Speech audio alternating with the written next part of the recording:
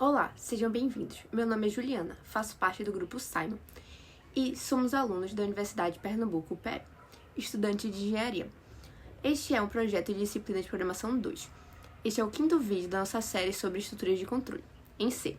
Nos vídeos anteriores, falamos sobre os lados de repetição, while e do while, que permite repetir um bloco de código enquanto a condição for verdadeira. Agora vamos conhecer o laço for, que é ideal para repetições controladas para o computador. Vamos entender sua estrutura e ver alguns exemplos. Se você está começando a programar, entender como for funciona é essencial. Ele aparece em quase todo o código, desde os mais simples até os mais avançados. Mas por que usamos o laço de repetição? Porque em programação, repetir tarefas é comum, contar, inteirar listas, fazer cálculos. E for nos permite fazer isso de uma forma limpa, rápida e controlada. Em suma, o que é um laço for? For é um laço de repetição que executa um bloco de códigos um número específico de vezes. Ele é geralmente usado quando sabemos exatamente quantas vezes a repetição deve ocorrer. Sua sintaxe é esta aí mostrada no slide. Como podemos ver, ele tem 3 componentes principais, todos declarados numa única linha, o que facilita muito a organização. Temos aí a inicialização, geralmente usada para iniciar uma variável de controle. Temos a condição, define o critério de parada do laço, e temos o incremento, que atualiza o valor da variável. Execução acontece assim. Primeiro, inicializa a variável. Segundo, verifica a condição. Terceiro, executa o bloco se a condição for verdadeira. Quarto, incrementa. 5, volta para condições. Porém, mas também, quais são as vantagens do for? O for é compacto e claro, agrupa tudo que controla a repetição em uma só linha, facilita a leitura e manutenção do código e é muito usado com vetores, contadores e estruturas fixas. Agora a gente vai fazer alguns exemplos para fixar mais na memória. Primeiramente, a gente vai fazer um contador de 1 a 5, depois uma contagem regressiva de 10 até 1 e depois a gente vai fazer uma soma acumulada de 1 a 100. Agora vamos fazer o exemplo, que é o contador de 1 a 5. Primeiro já vou botar a biblioteca, que já foi explicado melhormente nos vídeos anteriores. A main.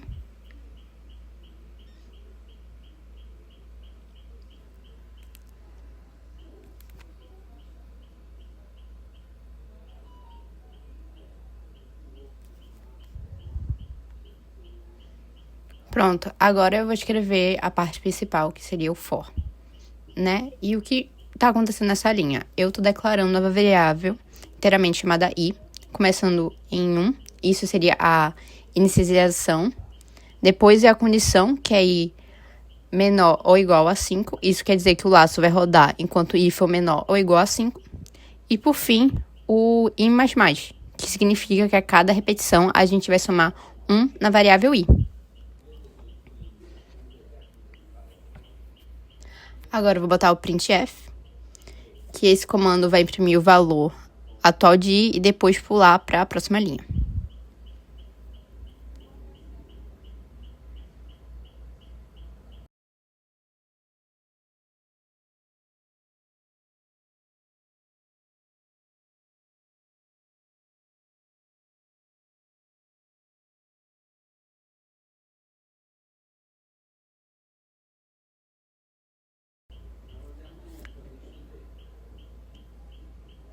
Vou terminar esse código aqui.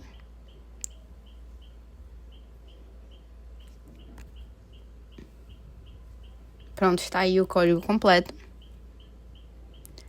E depois vou agora rodar ele. Dar o make e depois vou rodar. E aí está. O código faz, ele vai imprimir 1, 2, 3, 4, 5, cada um numa linha diferente. Agora vamos fazer o contrário, uma contagem regressiva de 10 até 1. Aí eu vou colocar a mesma coisa que eu coloquei no código anterior, a biblioteca e a int main.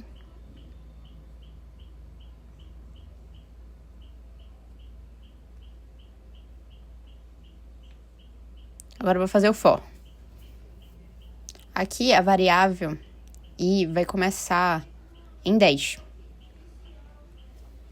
E a condição vai ser i maior ou igual a 1. Então, o laço vai rodar enquanto i for maior ou igual a 1. E agora, em vez de usar i mais mais, como código anterior, usamos i menos menos. Ou seja, vamos subtrair 1 de i a cada repetição.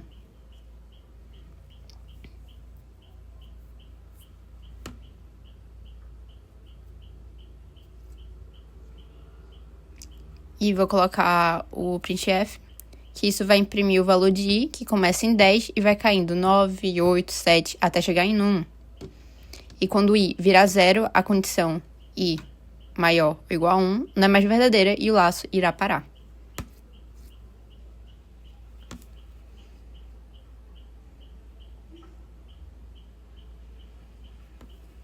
Salvei o código e vou compilar.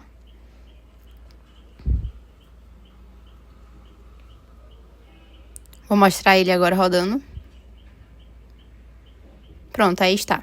Contagem regressiva de 10 a 1. Agora, um código um pouquinho mais complicado, que seria somar os números de 1 até 100. Primeiro eu vou fazer tudo igual que eu fiz nos outros. Biblioteca, hitman. Essa parte todo mundo já sabe.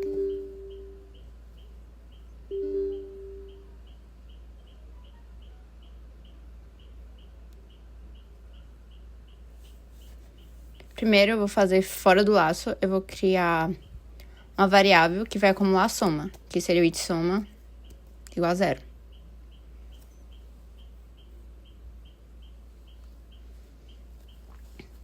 Agora vamos fazer o for.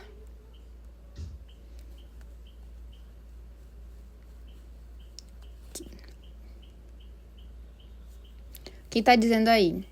Que o i começa em 1 e vai até 100, aumentando de 1 em 1.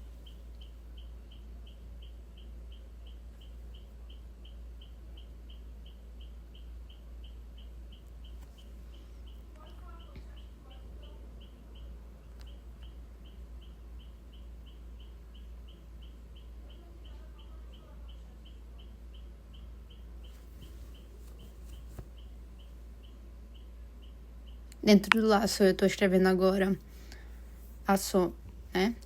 Essa linha significa que pega o valor de i e soma no total acumulado dentro da variável soma.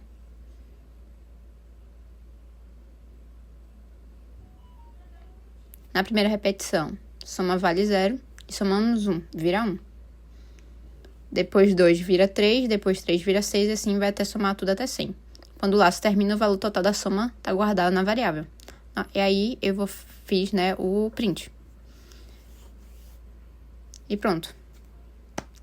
Ele vai printar a soma total, que eu vou demonstrar daqui a pouco.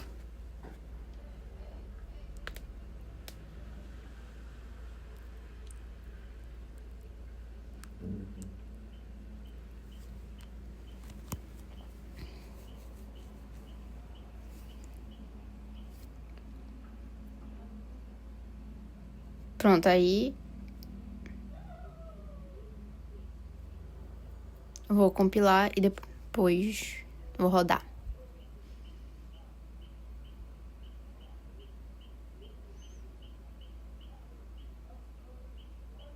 Pronto, soma total 5.050, tudo certo. Bom, no exemplo 4, a gente vai ver um uso clássico do for, que é percorrer elementos de um vetor utilizando sizeof para saber o tamanho do vetor, e usando o i como índice para acessar cada posição.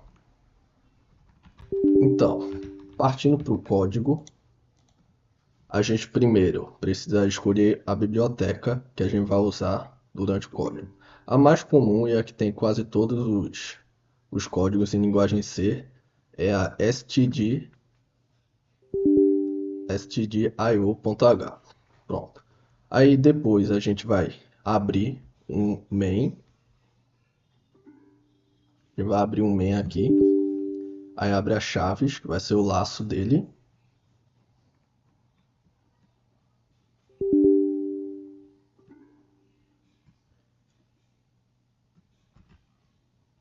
Pronto. Aí depois que a gente abrir a chave, a gente vai botar um int números. Aí a gente pode escolher qualquer número aqui, que vai ser o valor dos vetores.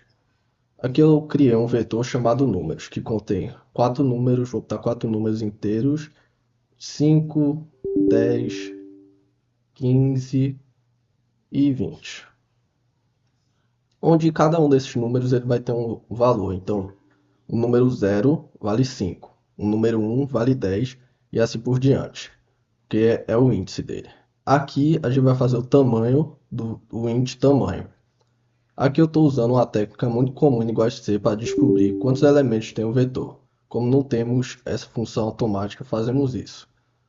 Aí a gente coloca o size of números, que ele vai retornar o tamanho do vetor em bytes. E seguido por size números, a gente bota o size números e 0. Ele vai retornar o tamanho de um único elemento do vetor. No caso, o número 5, já que o índice 0 equivale a 5. A dividindo os dois, obtemos a quantidade de elementos. Se o vetor tem 4 elementos e cada int ocupa 4 bytes, então size of números tem 16 bytes e size of números 0 é igual a 4 bytes. Logo a gente descobre que tem 4 elementos. Agora, começando o laço for, para percorrer o vetor do início ao final, eu começo com i igual a 0, porque o vetor começa no índice 0. A condição é que i tem que ser menor que o tamanho, ou seja, i tem que ser menor que 4 para o laço continuar. Aí a gente bota i++, que vai aumentando o índice de 1 em 1 a cada volta. E aí a gente bota o print. O print serve para imprimir valores. Aí a gente vai colocar, né, aqui o barra não, porcentagem de, que ele vai imprimir valores inteiros. Aí a gente vai botar o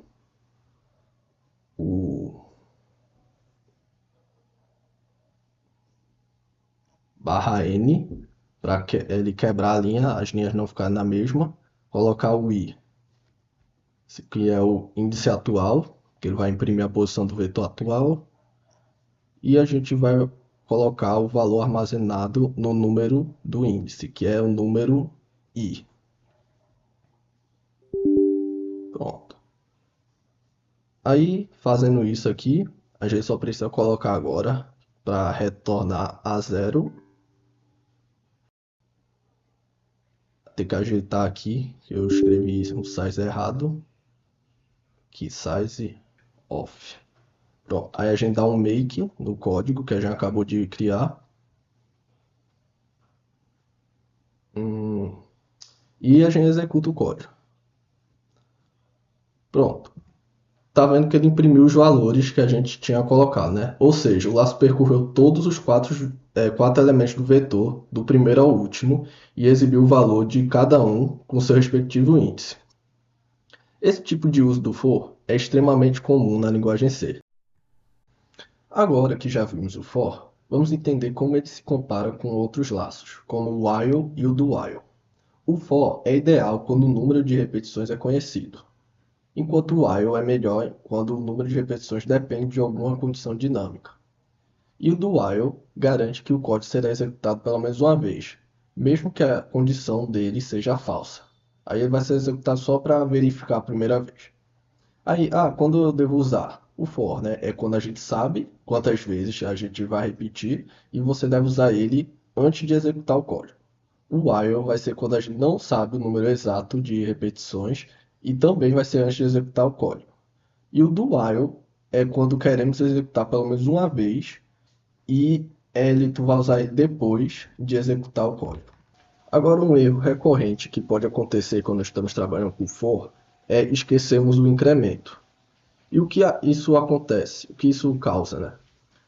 Imagina que a gente está escrevendo um laço for, mas sem prestar muita atenção e acabamos esquecendo de colocar o incremento. Aquela parte que normalmente vem no final da estrutura do for. Olha esse exemplo aqui. Vamos entender passo a passo o que isso faz. Na inicialização, a variável i é criada e recebe o valor 0. A condição para que isso aconteça é i ser menor que 5, o que é verdadeiro, porque i começa em 0. Aí o bloco vai executar o printf, que vai imprimir o valor de i em uma linha. E o valor de i é 0. Aí o bloco termina, mas o que vem depois? O problema é que não tem incremento. Como a gente não colocou i++, o valor de i nunca muda. Então ele continua sendo 0 para sempre. E como i menor que é menor, e como i ser menor que 0 é tipo a condição que vai ser para ele continuar imprimindo, ele nunca vai parar. Então ele vai gerar um laço que é infinito. Então ele sempre vai estar imprimindo um monte de zero, o que pode levar o programa a travar e o terminal ficar entupido de zero. Aí você, para cancelar isso, você pode clicar Ctrl C, que ele vai encerrar o programa. Então, o que a gente conclui com isso é que esquecer o incremento no for é um erro clássico e perigoso, porque cria um laço que nunca termina. Então, sempre que você escrever um for, verifique se a variável de controle está sendo atualizada corretamente. Se não for pelo próprio for, tem que estar dentro do bloco. Caso contrário, você pode acabar com um loop eterno. Para corrigir isso é bem simples, basta você colocar o i++, o que vai atualizar o valor de i, e uma hora o i vai ser superior a 5. E aí ele vai encerrar o programa. Bom, e assim concluímos nossos estudos sobre o laço for, uma das estruturas de repetições mais importantes da linguagem C. No próximo vídeo, vamos aprender sobre comandos break e continue, que nos permite interromper ou pular partes de um laço de repetição. Esses comandos ajudam a tornar nosso código mais inteligente e flexível. Muito obrigado por assistir e até a próxima.